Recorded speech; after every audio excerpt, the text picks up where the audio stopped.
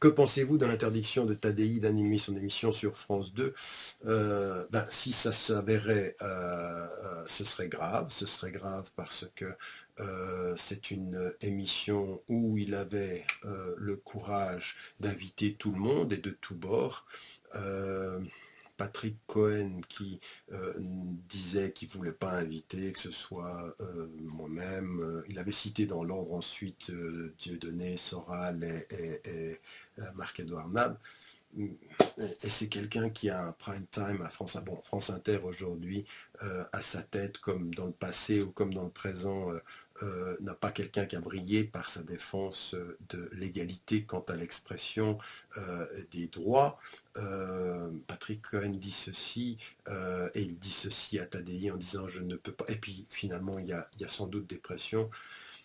Je pense qu'il appartient aux citoyens français, à vous, qui êtes en France par exemple, qui regardez la télévision, de vous exprimer, de dire quelque chose. C'est une des émissions dans lesquelles il y avait une liberté, il y a des gens qui n'étaient pas d'accord et qui s'exprimaient.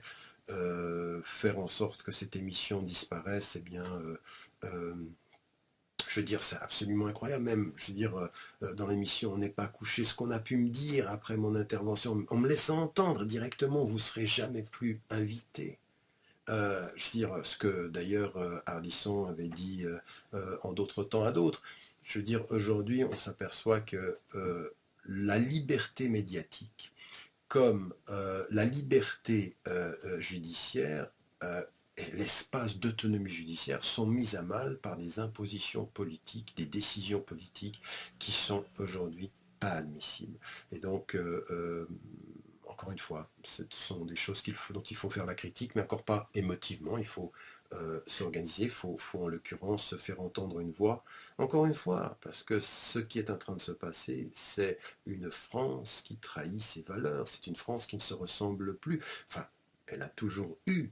Il y a eu toujours les deux France. Il y a toujours eu des Français qui n'étaient pas à la hauteur des valeurs exposées, exprimées de la France.